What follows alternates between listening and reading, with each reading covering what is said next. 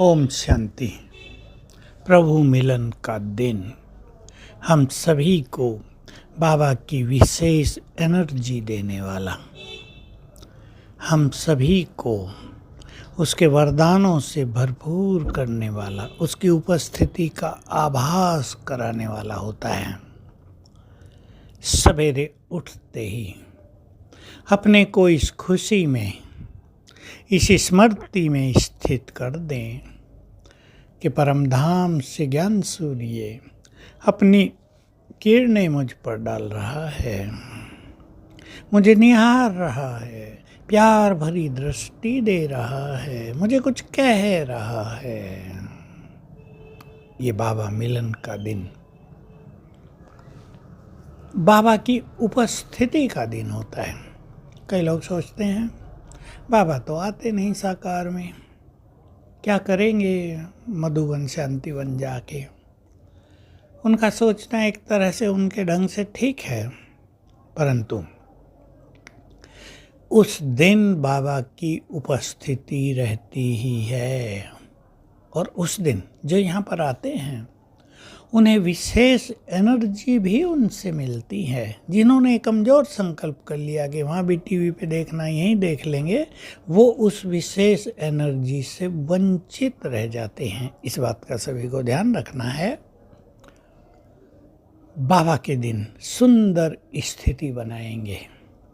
हो सके तो थोड़ा मौन का अभ्यास कर लें जितना संभव हो, थोड़ा एकांत ले लें, बाबा से मीठी मीठी बातें कर लें, क्योंकि इस बाबा के कार्य को, उसके कार्य करने के तरीकों को समझना, इसके लिए बहुत सूक्ष्म बुद्धि की ज़रूरत है। बाबा आए यही उसका कार्य नहीं है, वो ऊपर बैठकर अब शेष रहे हुए कार्य को समाप्त कर रहे हैं। इसलिए किसी भी तरह के संशय की कोई गुंजाइश नहीं है। तो जो आएँ उनका स्वागत है, जो ना आएँ वहीं पर बाबा का आह्वान करते रहें। और यहाँ भी आएँ तो बाबा का आह्वान करते रहें और फील करें कि हमारे बुलाते ही बाबा आ गया। ये उसका आना ये नहीं है कि कोई कहे मेरे तन में आ गया, इसके तन में आ गया। ये उसकी सूक्ष्म रूप से उपस्थिति हो जाती है। वे फरिश्ते रूप से हमारे सम्मुख उपस्थित हो जाते हैं। तो हम ये बहुत अच्छा अभ्यास सारा दिन करेंगे और कुछ विशेष लक्ष्य लेकर चलेंगे। जैसे एक लक्ष्य कि आज बाबा अपने महावाक्यों में जो कुछ कहेगा, हम उसमें से कुछ भी एक चीज़ धारण करेंगे।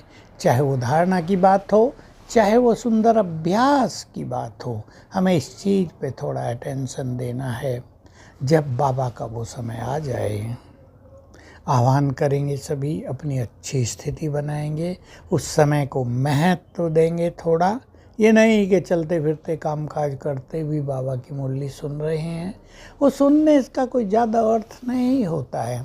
हम सुंदर स्थिति में स्थित होकर फिर बाबा के महावाक्य सुनते रहें। जैसे बाबा ऊपर से अपनी किरणें हम पर डाल रहे हैं, वरदान भी दे रहे हैं, नीचे हम उनके महावाक्य सुन रहे हैं। थोड़ी देर ये अभ्यास भी कर लिया जाए, मैं आत्मा इस भ्रकुटी की कुटिया में बैठकर कानों के द्वारा भगवान के महावाक्य सुन रही हूँ। बहुत ध्यान से सुने, उसी फीलिंग से सुने, तो आप देखेंगे वो 1-1.5 घंटा आपको स्पिरिचुअल एनर्जी देने वाला हो जाएगा।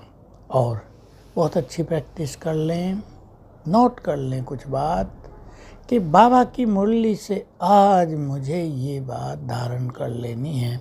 और बहुत अच्छा होता है अगली मुरली आने तक हम उन चीज़ों का अभ्यास करें, तो ये ईश्वरीय महावाक्य जो हमें एनर्जी देने वाले भी होते हैं, हमारे लिए वरदान बन जाते हैं।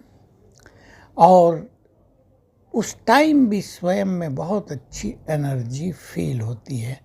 हमारे पास बहुत सारे लोग होते हैं जो उस दिन बाबा का ये सुंदर अनुभव करते हैं, और सभी का एक मत से एक ही अनुभव होता है कि ऐसा लगा ही नहीं कि टीवी पर मुरली सुन रहे थे, ऐसा लगा बाबा हमारे सम्मुख बैठे थे। तो आज का दिन आपके लिए बहुत शुभ हो, कल्याणकारी हो, आपको नए अनुभूतियों की ओर ले चलने वाला हो, यही सभी के प्रति शुभ भावना है। ओम शांति।